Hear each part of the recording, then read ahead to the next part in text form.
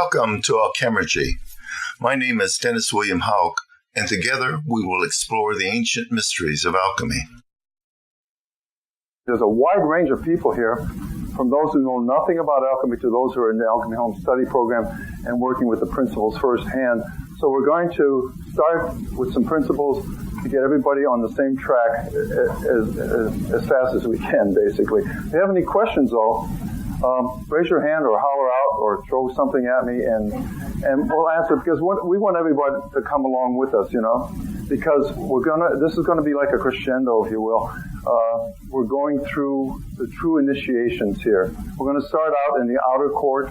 This is going to be the teachings, the Hermetic teachings of alchemy, and the philosophy of alchemy, especially the terminology that we'll be using of alchemy. And then we're going to go into the inner chamber, the inner hall, and do some meditations and work through each of the operations of alchemy so that you feel them on all the levels that the alchemists experience them.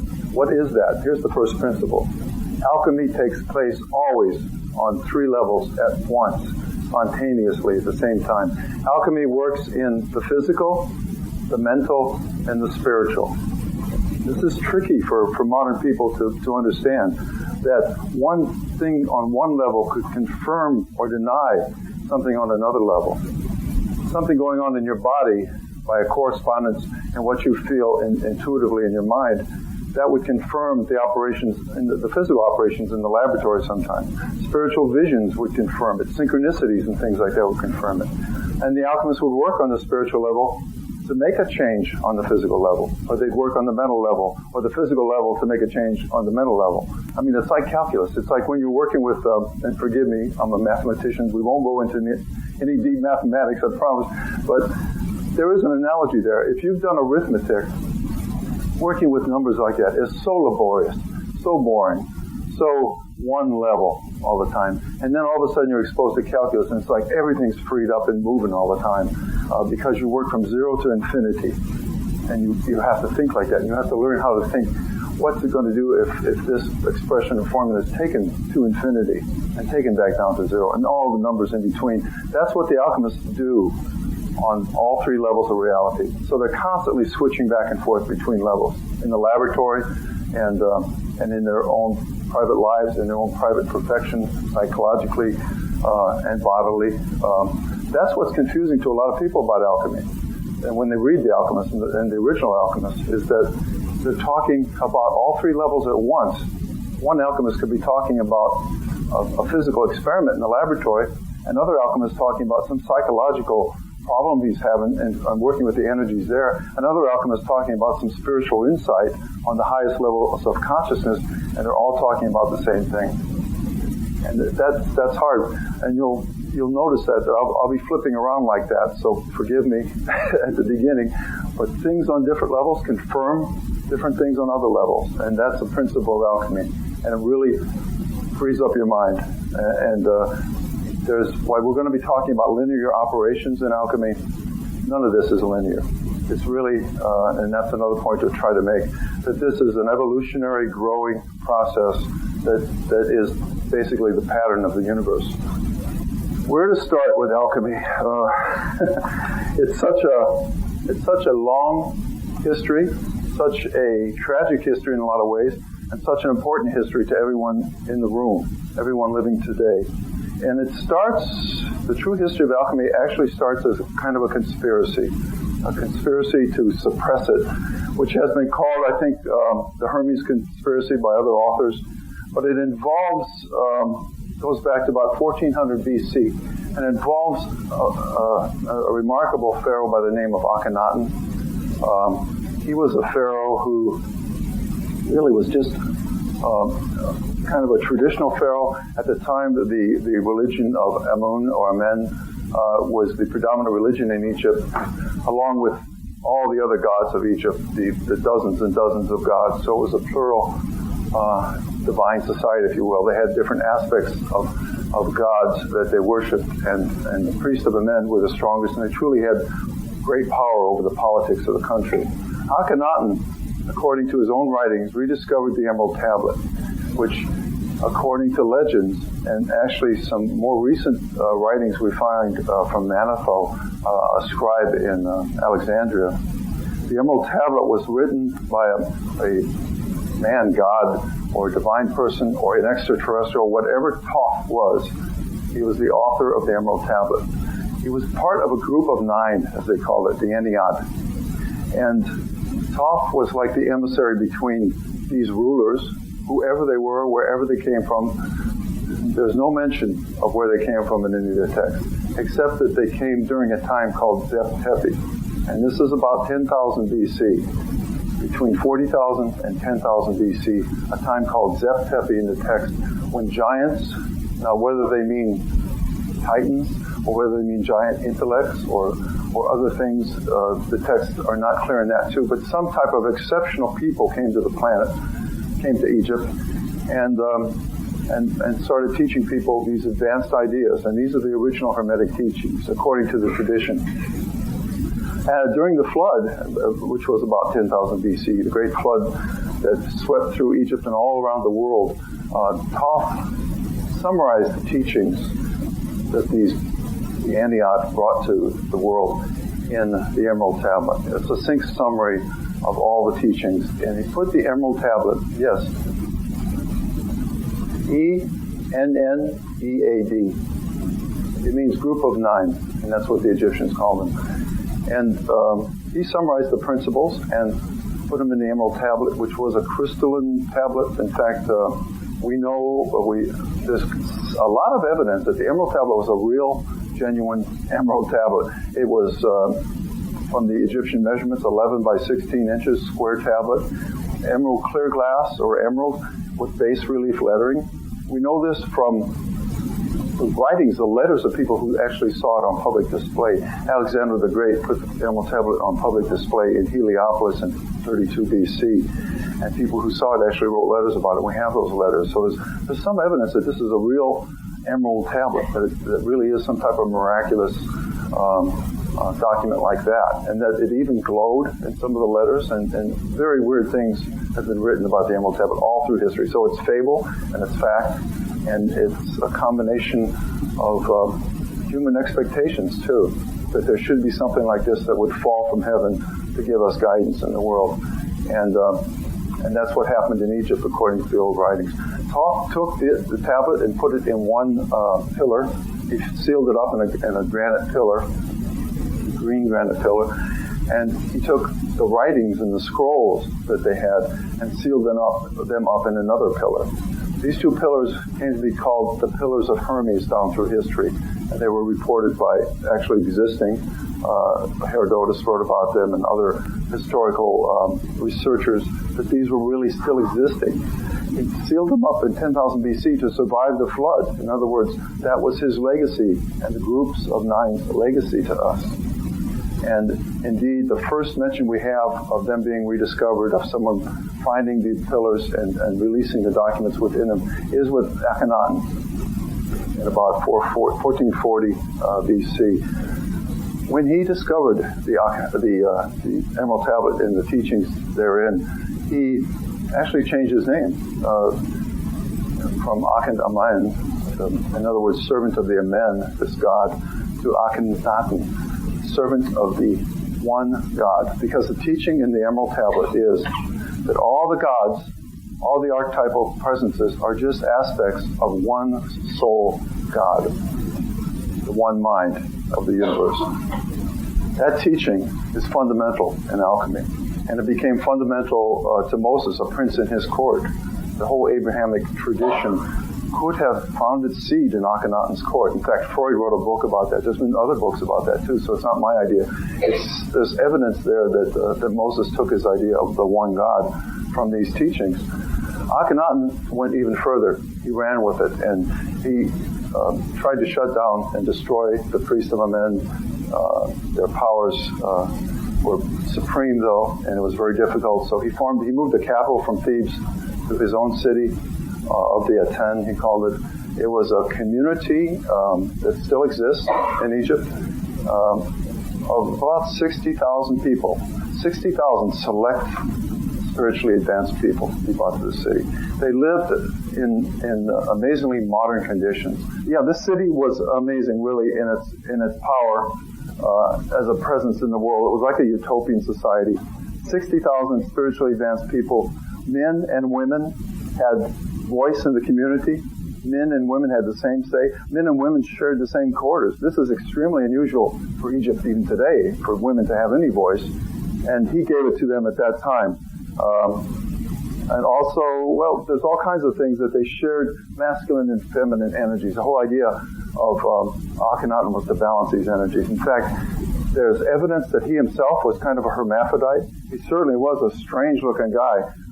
Huge hips, he had a pear-shaped body, huge wide hips, pendulant breasts, and a big cone-shaped head. I mean, he looked like an alien. And there's evidence from his from physiologists and others who looked at his pictures and statues that he was afflicted with a hermaphroditism, and that was embodied in him too. Whether that came after discovering the Emerald Tablet or before, there's no evidence. But we do know that when he discovered these teachings, all of a sudden his main goal was to balance masculine and feminine energies. In fact, his city had the first unisex toilets way before Ally Veal had on her show. It was an amazing society. After about 17 years of this, Akhenaten and his teachings, and there's so much there on Akhenaten. I recommend you following some of his texts and teachings. He wrote beautiful poems about the Aten, which is a word for the god, but it's an abstract word. In other words, the gods before that were all personified. The Aten was an abstract god. In other words, a force in the universe. The one God, the one mind from whence everything else originated. And we'll see that in more detail. But Akhenaten's teachings are truly amazing as far as their insight into spiritual forces. He had schools of readings in the king's chamber of the pyramid at Chaos. He had schools of breathing that he'd bring people to learn esoteric techniques like pranic healing and things like this. He was practicing all this back in the 1400 BC era. Unfortunately, the priests finally gained control and they assassinated Akhenaten. And his beautiful wife. I mean, this ugly duckling of a guy had the most beautiful woman in the world for a wife, Nefertiti. They had a son, Tutankhamun, whose original name was Tutankhaten. And they, according to some of the writings, they tore up his body and fed it to dogs, and that of his wife too. The ultimate insult for a pharaoh, not to have the body preserved. They tore up his body and fed it to dogs. That's how badly they wanted to destroy him. And they went through all of Egypt and destroyed anything that referenced Akhenaten and his teachings. The priesthood of Amen gained power. The multi-plural gods came back. The priests came back to power, and they replaced the government. They actually controlled the government. They controlled Tutankhamun, who himself was assassinated when he was 18 because he was coming to power and bringing in ideas that suppress the priesthood. This is where the conspiracy started. 1400 BC, a conspiracy that continued to the medieval church and continues to this day to suppress spirituality and spiritual teaching, that spirituality is supreme, that spiritual techniques are supreme, that they work in the world. In other words, it was the same idea that the medieval church had, that you could not, in your privacy of your own room, you could not make a divine connection with God. You could not, through meditation, reach the divine mind. That's what Akhenaten taught, and that's what the priests of Amen were against. They wanted to be the middlemen. They wanted to be the toll keepers at the gate, to get this money, get these tributes to enter heaven. It's the same sick situation that a lot of so-called spiritual people do, that they're the intermediary between you and your God. That's just not true. It's just not true in the Akhenaten technique. spirituality is not true in the teachings of the Emerald Tablet. So that's the conspiracy that we have to deal with. It's a suppression of our spiritual nature, really. And it's telling us that we're less than we really are, that we're not like God, that we have to go through a church, we have to follow these rules. We need an intermediary. We cannot connect with the divine source on our own.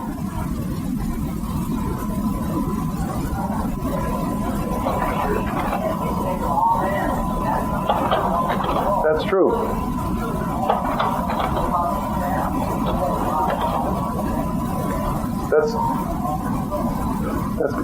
That's quite right. In fact, to this day, you can feel the effect of the amen. We say amen in our prayers to this ancient God.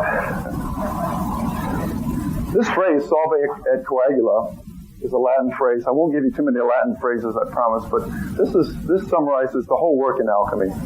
It's from a Latin phrase that is solvita corpora et coagulata spiritus. It means dissolve the body and coagulate the spirit. That's what solve et coagula. And it's a principle that works in alchemy all through spagyrics works, all through spiritual work, and all through mental work. In other words, dissolve that which we are, that which we're working with, to release its essences, save those essences, and coagulate them in a new body that works on every level that we'll be working with. This is just one drawing of many. If you research Akhenaten, you'll see a lot of these, of one of his schools in the pyramid of Cheops in Egypt, where there was a lot of experiential things going on in his schools. There wasn't so much literal teaching as it was experiential things. They had the Emerald Tablet there. When they revealed the Emerald Tablet, there was some type of effect on people, some type of spiritual effect that was always related to some type of light appearing in their minds. They did all kinds of crazy things here, though. They put in this chocolate-covered sarcophagus that's in the king's chamber. When it had a lid, the lid's been taken out, but they used to take an initiate, seal him up in the sarcophagus, put the lid on airtight for 8 minutes. The person would have a near-death experience because he'd be starved of oxygen, and often an out-of-body light type of experience. They did anything crazy like that to initiate, to break through the boundaries into the spiritual side. So it was really radical and really interesting in a lot of ways. This comes from 1800s. This is when Napoleon, just after Napoleon, rediscovered Egypt, and they found the writings of Manetho, Manetho. And if you search him on the internet, you'll find all these writings I'm talking about. And they wrote artists, like from Theosophy and some of the other groups that did drawings like this.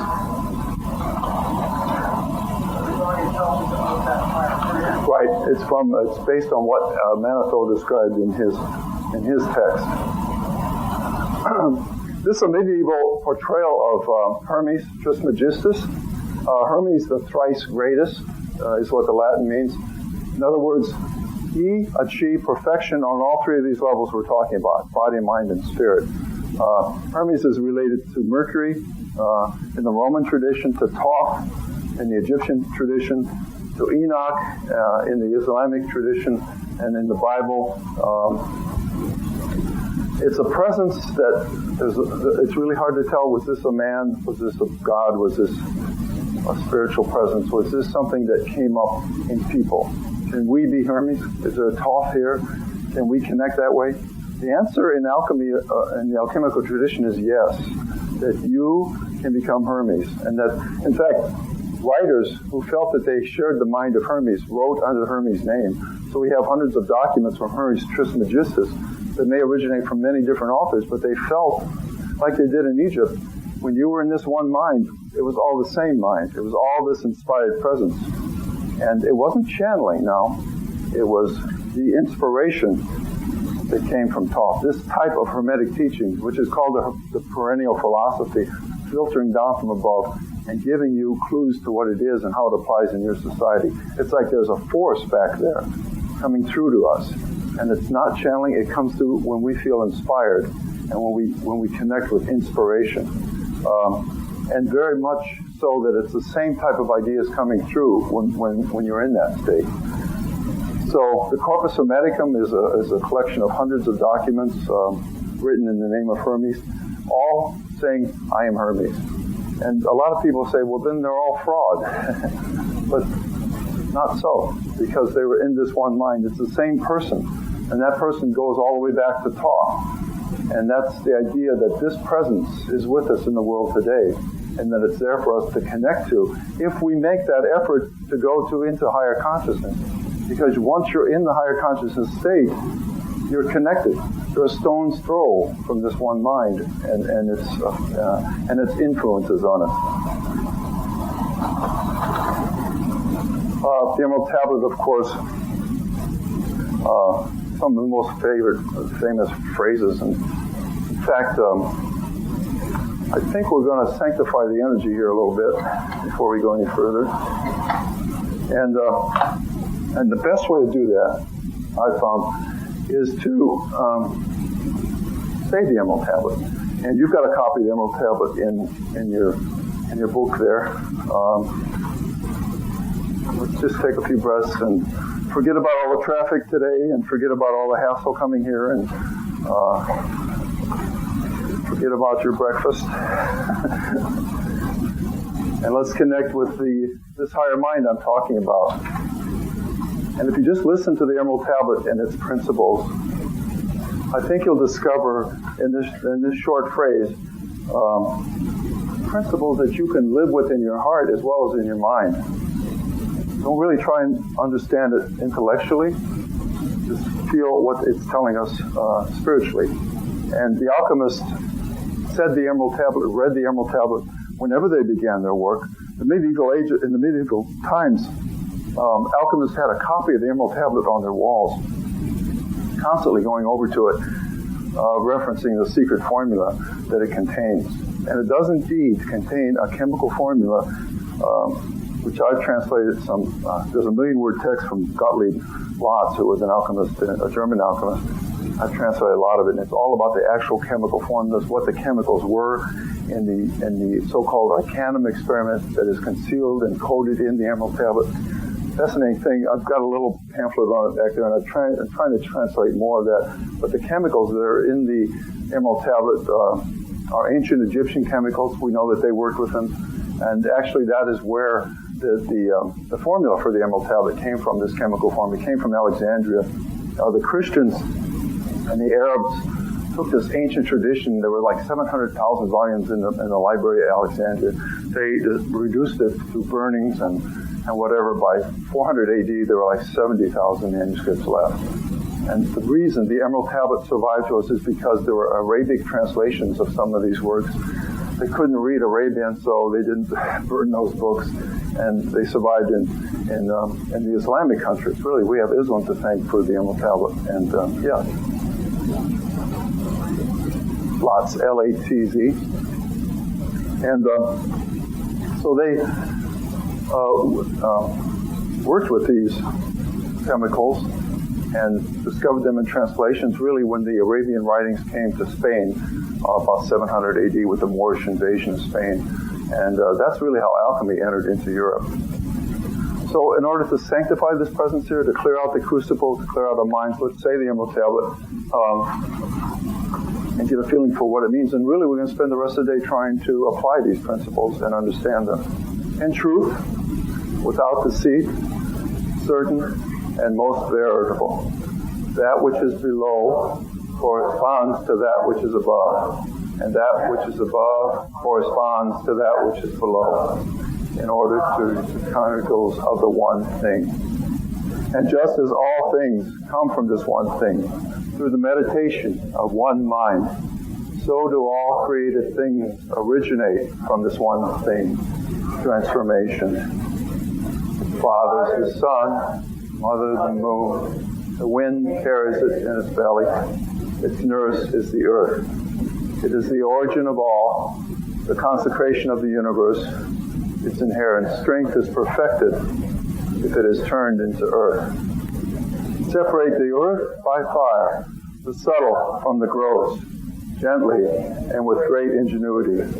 It rises from earth to heaven and descends again to earth, thereby combining within itself the powers of both the above and the below. Thus will you obtain the glory of the whole universe. All obscurity will be clear to you.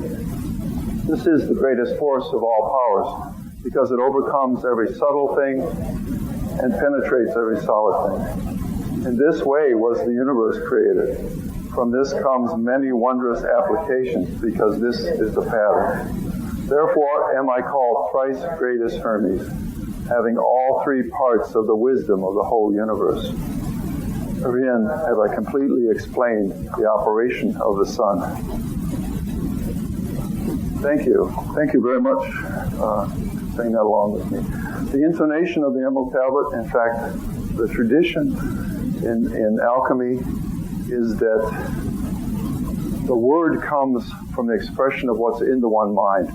In the one mind, there are not words. It's what, in fact, we rarely experience this idea that there's something before we have a concept. There's something before something becomes a thought. It's an energy, it's an inspiration, but it's not something you get a handle on until you say the word, until the word comes to mind, until it's formulated like that. That's how the creation of the universe occurs, and we can see it in some of these old drawings. This just illustrates the Emerald Tablet. This section of the Emerald Tablet that we just said, its father is the sun, its mother the moon. The wind carries it in its belly. What does the wind carry in its belly? It carries a life force, and you can see it as this little fetus here in the belly of this man.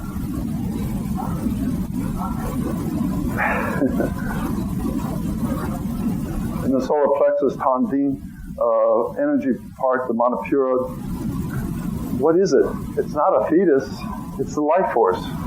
It's a baby growing in all of us. It's that place called by alchemists the first matter, that chaotic energy that's waiting to be formed by our thoughts and our inspiration. The first matter is the subject of the Emerald Tablet. Whenever it says it's referring to the first matter. But the first matter is the catch-22. The first matter is the hardest thing to understand in alchemy. When I started my website, Alchemy Lab, I got a lot of flack from different alchemists about releasing too much information. So we made the website that people had to answer this riddle to get into the website. I think I got a copy of it here.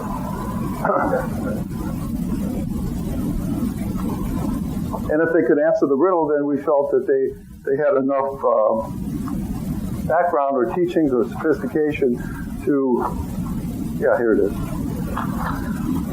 to be privileged enough to visit my website.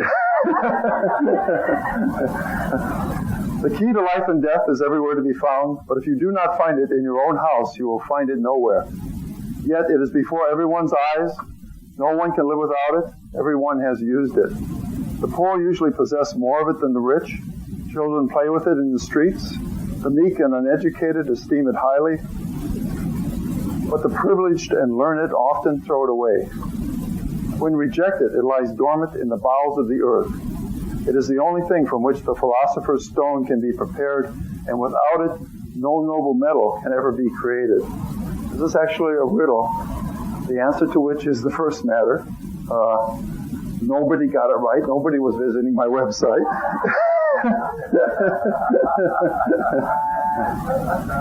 And that's how hard it is. We're just not aware of this idea. In fact, it's called the building stone that the builders forgot, the cornerstone that the builders forgot, because it's part of our civilization that's not there. It doesn't support us. Everything for us is black or white, matter, spirit, or mental things. Nothing in between. The first matter is in between. It's both matter, it's both mind, it's both spirit.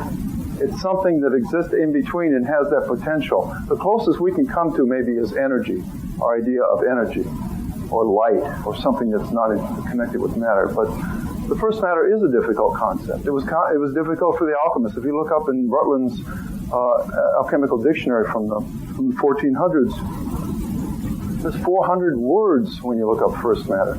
Everything from feces and urine and menstruum to dead bodies and corpses and mummy flesh and anything with the idea that it was alive at one time or that carries life force.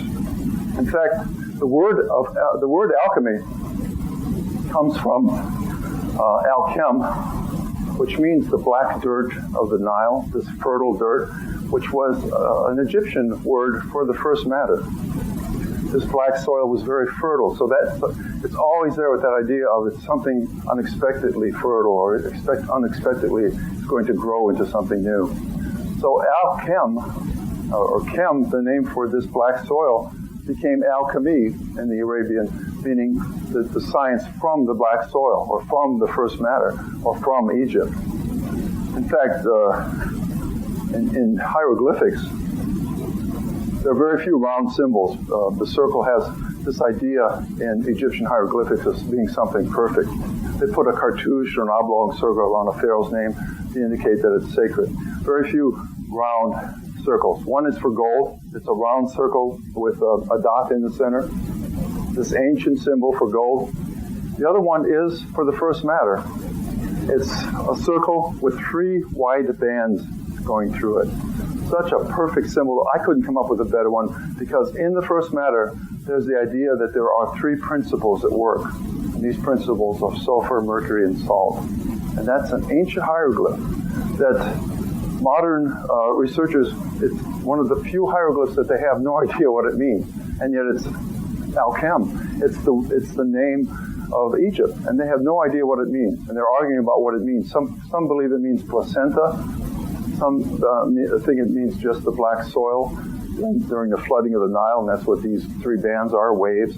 Always carrying this idea of life from something that's dead, or life from something that's not fully expressed. That's the symbol for first matter that the Egyptian alchemists used. So this idea that the wind carries it in its belly is that it's invisible. That the Emerald Tablets talks about the first matter as if it's something you can work with, and people have an idea, where do I find this stuff and how do I accumulate it? And that was a major occupation of the alchemists. Sometimes they thought it was in dew, so they'd collect dew in the morning, special dew, or sometimes dew as it occurred under the rays of the moon, or we'll see an example later during distillation of an alchemist who collected 700 gallons of boy's urine in Holland, thinking that the first matter was in boy's urine, thinking that urine being a rejected part of us, and that boy's urine was pure, or maybe he was some kind of weirdo, I don't know, but thinking that boy's urine was pure, he collected it and distilled it. And you know what? He got this down to the last gallon, distilling 700 gallons of boy's urine, and the stuff started to glow.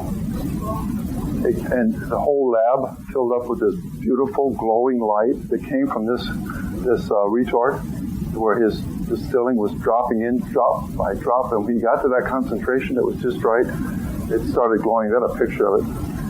It is called the Discovery of Phosphorus, but that's how it happened.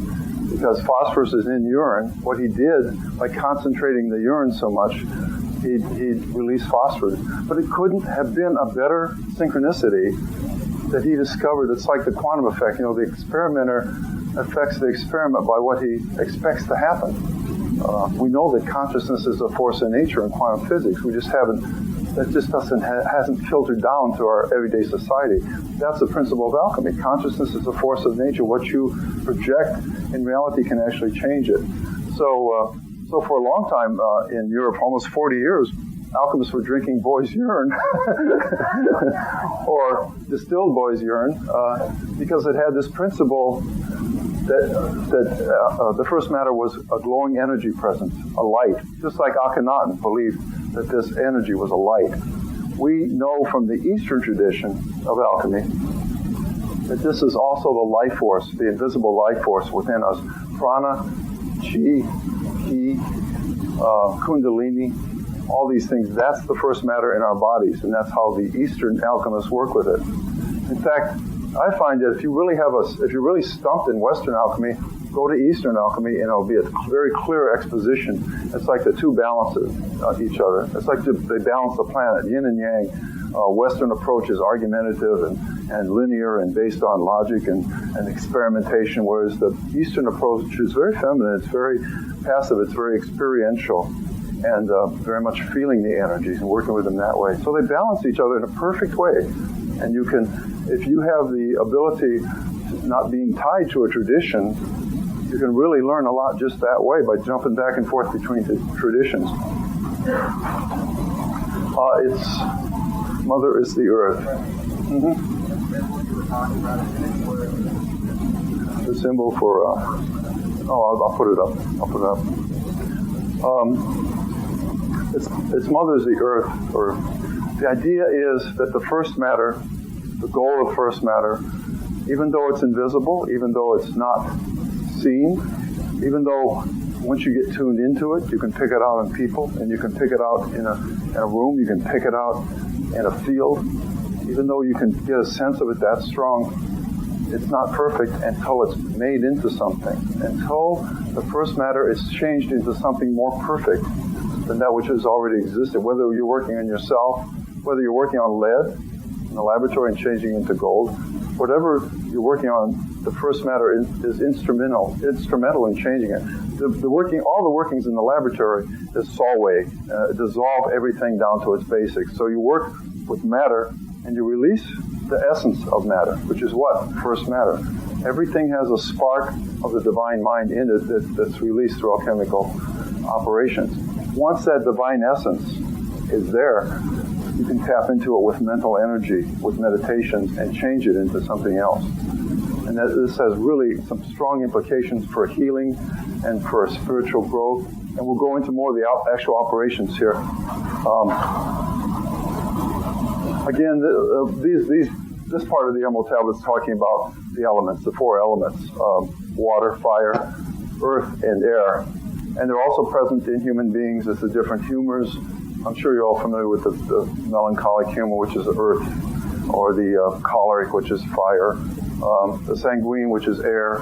And all of these things, even in the Eastern tradition, we have these same elements. The Eastern tradition is a little bit clearer, though. They add a fifth element called wood, which is what? Wood, it's a life, something that's been alive. It's the life force, trying to add the life force as an element that you can work with in the laboratory. In the Western tradition, it becomes the quintessence, or the fifth element. And the quintessence is the life force in alchemy. And it's the fifth essence, it's the essence that's in all things. Every element can be reduced to the fifth essence and controlled from that. Any other questions or anything? Yeah.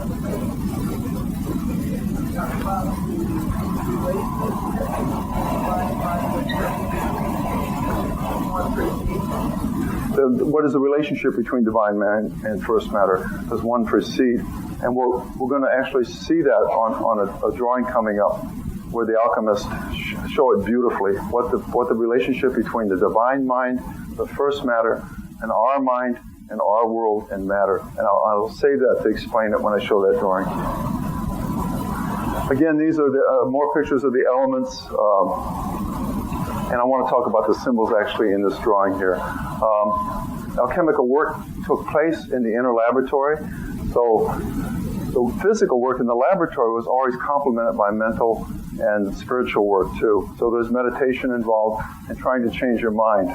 There were four grades of consciousness, or four fires. Actually, in alchemy, when they talk about fire, they're often talking about states of consciousness and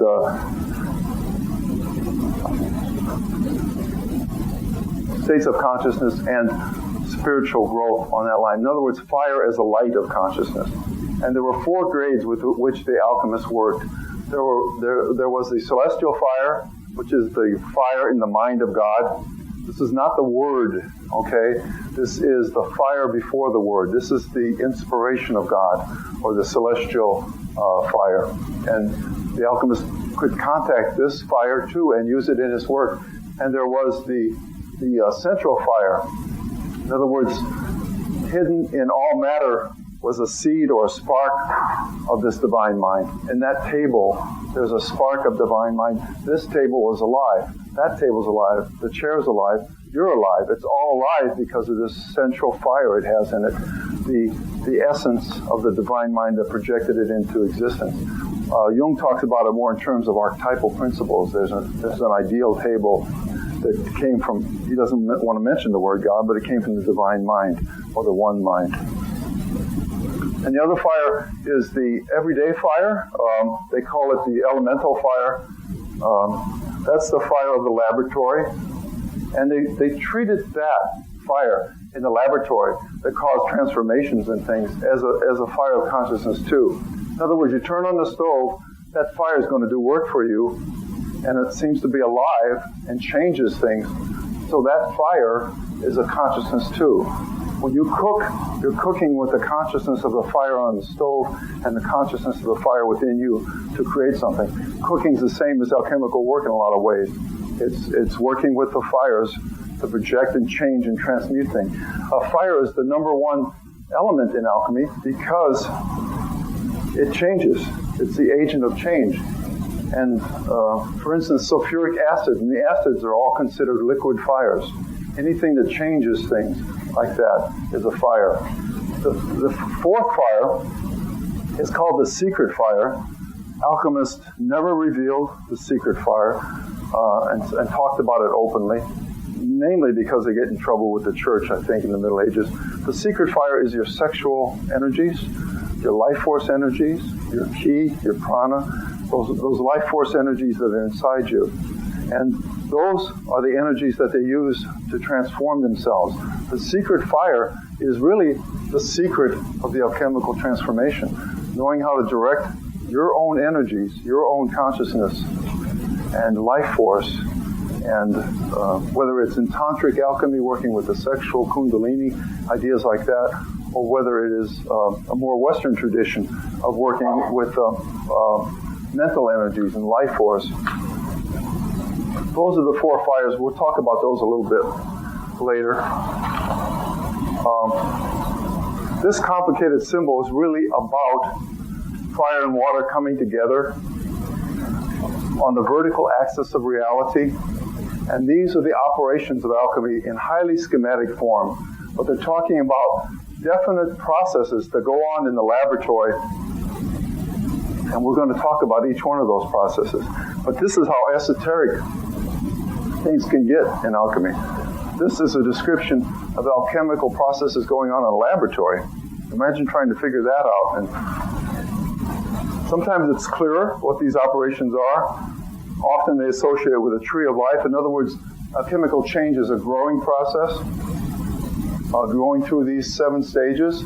We'll talk about each one of these here shortly and learn what these operations are and how to apply them. Yeah? Now, what if I kind of quickly read this one? Those symbols correspond with the chakras? Yes. In fact, this is a look at the chakras. And there's 7 levels here. Yeah. From the Sahasrara chakra at the top, the crown chakra, from the Muladhara bottom. And that's why there's no words in that, because you interpret it in your own tradition, I think. Sometimes they did label them, often in scrambled order, so the public would know exactly what the order of the operations were, like in this drawing. But this shows the great work and working with the stars, the 4 elements, and the operations to enter this inner sanctum where everything comes together as one, where something is reborn on a whole new level. These operations, now don't get overwhelmed. We're going to be using 4-syllable words here, and I'm using them. My publishers hate me to use these words. They want simple things like working with fire today, or working with water, something 1 syllable. These are the words that the alchemists use. If you use these words and become familiar with what they are, you go back 400 years, you can understand exactly what the alchemists are talking about when they talk about calcination, dissolution, separation, conjunction, fermentation, distillation, coagulation. It sounds intimidating. It sounds like a Moody Blues song, actually. But But these are the operations, and these are what the alchemists called them. In fact, these are actual symbols from alchemical texts that describe these operations in terms of the elements here of fire, water, air, earth and air, sulfur, mercury, and salt, or through the planetary ladder. The alchemists believe as above, so below, so the changes in the laboratory should correspond to the whole solar system too. And they believe that truly, from Saturn to the sun, the way the planets line up, it's a stepping stone to perfection. It's another pattern in the universe of change. In other words, it's like there's a ladder of planets that you have to crawl to understand the alchemical energies and to work with them. And it's like being on each planet. And sometimes the alchemists projected their minds or tried to project their minds to Jupiter or Mars to feel these archetypal energy or work with the metals that are corresponding here. And down below there are the operations of alchemy using the different symbols of the actual operations. Calcination is a crucible. It's working with fire. Dissolution is a retort or a bottle, and it's working with water. And I'll go through these symbols and actually do each one so you'll see them better on the overhead projector. Separation is working with air, and it's shown as a filter here. Conjunction is working with earth. It's bringing things together, showing in a vessel here that's used for conjuncting compounds. The fermentation phase is working with the life force. When we get beyond conjunction, fermentation is working with the powers from above. Before conjunction, we're working with the powers below. So at fermentation, there's a substantial change in the energies here. And fermentation is working with the life force and working with sulfur, which is the symbol of life force. Sulfur burns. Sulfuric acid is a fire in itself, and everything sulfur has this burning aspect of it and transforming change. Just like the life force within it, sulfur is another word in alchemy for the very life force. And in fact, the symbol here of fermentation is the caduceus of Hermes. You know, the wing thing with the two snakes curling up 3.5 times. This is a side view of the caduceus and the 3.5 times curling up. So the idea here is life force in fermentation. That's what happens in fermentation. A life force or bacteria starts a process of change in the wine or whatever we're working with. Distillation is shown as the top of a retort, a collecting. In other words, distillation, we all know what distillation is. You boil something, it condenses into vapor, and that condenses at the top, either drops back into the original boiling vessel, or it can be siphoned off. That is a mercury operation and a very important operation in alchemy that we'll go into later. It's like distillation is the operation of the whole universe. The whole universe is being distilled. That's what the Ouroboros is, this distillation circular operation of boiling something, having it become spiritual or vaporized and coming back into matter. This whole idea of this cycle. And finally, coagulation, another vessel. We're bringing two things together and fusing them. This is a symbol for an amalgam, or the idea that you infuse things together. The coagulation is when the stone happens. Okay, now you're being really great. You're really sticking with me. And these are complicated concepts and new to many of you. But I want to get the philosophy out of the way so we can talk about and mention these things. And so be patient. We're going to talk about these things so that you understand them on all levels that we've been talking about. And I've thrown out these words to you, and just so you'll recognize them later when I'm working with them. This is a lot to absorb in the first hour here. And really all we're doing is we're in the outer court of the initiation. We're working with all the known things, the things that the alchemists talk about openly for the most part. These are the operations of alchemy described, and actually that's in your handout there too, so I'll pass over that. Again, this whole operation is not a linear thing. You don't want to think of operation 1 through 7, you know. You don't want to think I got to do calcination, then I got to do dissolution, I got to work with fire, then water, or something like that. These operations merge together. I can guarantee you, as a mathematician, or at least one who studied mathematics, that linear thinking leads us on the lurch, really. You go up this ladder of linear thinking, which is, for many people, what mathematics is, what logic is. You're going to be left hanging at the end with no place to go. And that's so true. When I was studying, in fact, when I was a kid, I had a mystical experience that got me very interested in what the truth is, what the truth of the world is. And I was told, and I read, that mathematics was the way to truth, that type of thinking was the way to truth. So I became really dedicated, really stubborn in the study of mathematics, especially higher mathematics, and closer to the truth. And I went to graduate school at the University of Vienna in Austria to study particularly with an intuitive mathematician named Kurt Gödel. He was a professor there who left a whole department of mathematics. And Kurt's work was profound in the world. And I didn't really understand it. There was a time when nobody but him understood his proofs. They were very complicated. It took 40 years before they even had professors that were able to teach his work. And yet everybody said that this was the truth of mathematics and that this was the truth. It was said that Gödel had actually proved the existence of God and things like that. And no wonder I was attracted to his work. The thing is about Gödel's work, when I really got to understand it, he proved that mathematics is a silly game. He proved that mathematics, logic in particular, I shouldn't really say mathematics, but logic in particular is nonsense. That logic is our illusion. That logic is not a way to find truth.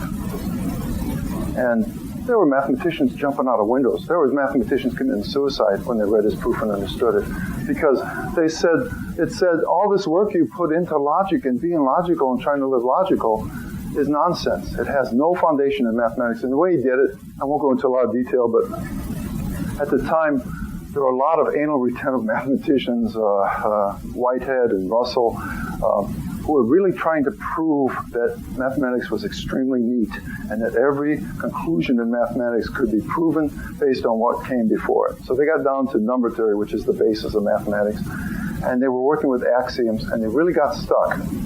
They couldn't find a previous proof that would say that this is true, except we feel it's true. In other words, that our intuition tells us that 1 and 1 is 2. There's nothing that we can prove that 1 and 1 is really true.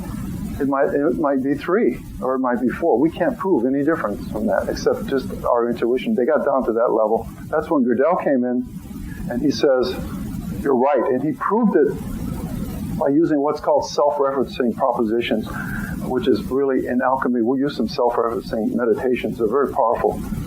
And it's a way to break through and to find the foundation of something. It is similar to things like a sentence. This statement is false. Okay, that's a self-referencing proposition. It's talking about itself. It's referring back to itself. But how do you prove it? If this sentence is false, then it must be true. If it's true, it can't be false. And you get in that loop. That loop that Captain Kirk used to burn up computers. Remember when he'd ask that question and they didn't know what the answer is? Well, that's what happens in your brain if you think about that long enough. And it happens. It's a real danger to have faith in logic, and that was a shock. That's a shock to intellectual people, and it's a very humbling experience to know that logic is ego. That logic is man saying, "I know." And that this is the way it's going to be. And it all falls apart. And it's going to fall apart. I predict it's going to fall apart in our world. Because our Western world is too logical. It has no respect for the intuitive side of things. In business, in computers, in science, in military, everywhere, you see this faith and logic that Gödel, 50 years ago, proved is wrong, that it's just filtering down into society. It's the basis of fuzzy logic and chaos theory, and a lot of people are working with it. But politicians have no idea of this, and a lot of people have no idea of this. Bill Gates has no idea of this. In fact, it's that faith in computers. It's that faith that a machine can be logical and be so much more logical than us that it's a wonder, and that we think a computer is anything. And here I am, a mathematician, talking about computers, but they're just games. Computers are just games, just machines. We have too much faith in them. We respect computers like they're this logical God. The computers are more logical than me because I can't figure out this binary logic that fast. It's yes or no with computers. There's nothing in between. And in between is where the truth is always, the middle pillar, the middle way. Computers have no idea what that middle way is. They're evil. and faith in computers is really something that's going to overthrow us. I really believe it. I mean, think of a computer program with a simple algorithm. You're building a city, and you're setting up, and you want the city to run with the simplest rules, and you have a rule like the barber only cuts the hair of people. I mean, only shaves people, or cuts the hair. Only shaves people who don't shave themselves. Okay, the barber. We're just talking about the barber in this big city. Only shaves people who don't shave themselves. A simple rule. Bill Gates puts it in a program, and you've got it on his Xbox, and it's playing away. All of a sudden, some kid asks, what happens when the barber has to shave himself? He only shaves the people who don't shave themselves. And yet he can't shave himself, and all of a sudden the Xbox is going up in smoke. Because it's a self-referencing proposition. And that little flaw in the program brings down the whole algorithm. A better example. About a year ago, I was watching TV. This is a good synchronicity. Microsoft Internet Explorer 4 was coming out. They had this commercial that said, "Where do you want to go today? Microsoft can take you anywhere in the universe. Where do you want to go today? We'll take you there. Don't worry about it." It was this very confident, very cocky commercial with all these geometric squares, very logical. And to add a little class to it, they had a Mozart's Requiem Mass singing in the background. And in the Mass, there's this phrase that's repeated over and over again. It's a Latin phrase that says, "Confutatis maledictus flammis acribis addictus." Confutatis maledictus flammis acribis addictus. And having translated so much Latin, I think I certainly was the only one. No one at Microsoft knew what it meant, believe me, because it means through this are the damned and accursed consigned to the gates of hell.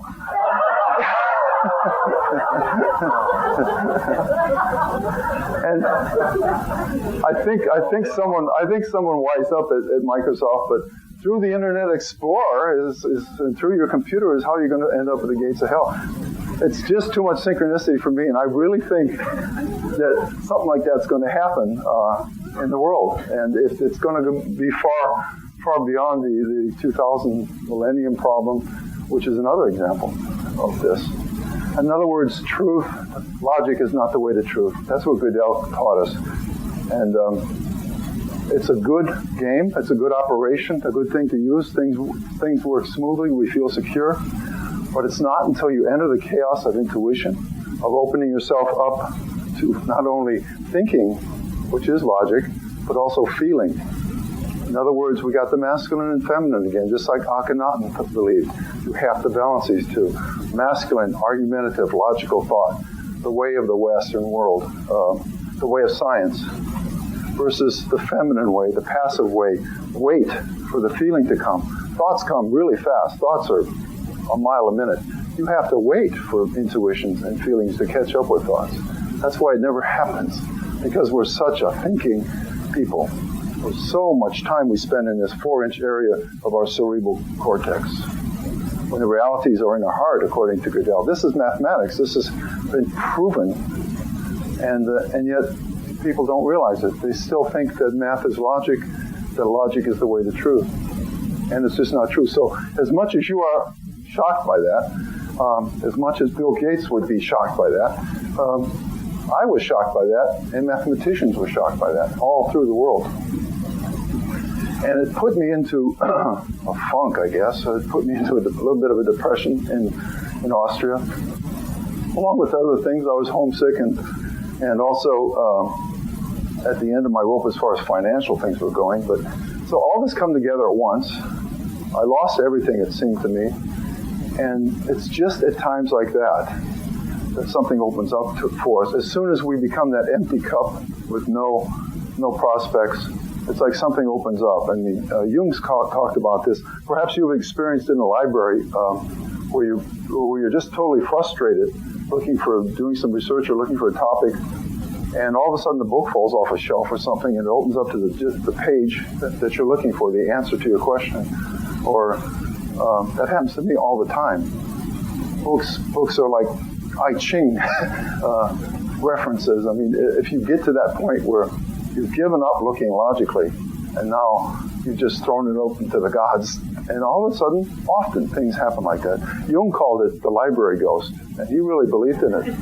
He believed that there was a ghost in his library that gave him answers to questions. That's what happened to me in Vienna. I was just strolling through the library, where I always went when I'm depressed. I always go to libraries when I'm depressed. And I was walking in the basement of this building that was built in 1200 AD. And I went to a room that I'd never been in. There was a closed room at the end of the hall. And I opened the door, and there were nothing but alchemy books in this whole room. All these beautiful old leather-bound books and vellum-bound books, and written in German and Latin, and they were just being stored there because there was really no call for them. They were really dusty old books. And I opened up a few of these books, and I saw the pictures, and the pictures gave me answers to questions I had. And I don't want to go into a lot of detail, but personal things that I was working on all levels of my spiritual evolution and mental evolution, things that happened to me in the past that I didn't understand, were being explained in these pictures. The relationships in these pictures were being explained to me by these alchemists who had been dead for 4 or 5 centuries. And I really was drawn into that. And in those pictures, the alchemists invested all their intuition. There's not a word in those pictures. And yet, they were investing exactly what Gödel said was the way to find truth. And so I was really attracted to the alchemical text. I started translating them. And that's basically how that all started. Are we close to a break? G-O, and it has an umlaut on it, or two dots above it, D-E-L. Yeah, you recognize it? Gödel, Escher, Bach. There's a number of books out there that have written about it. Okay, I think we'll be on the break here. I already told you we messed that up, so let's take a 15-20 minute break and come on back.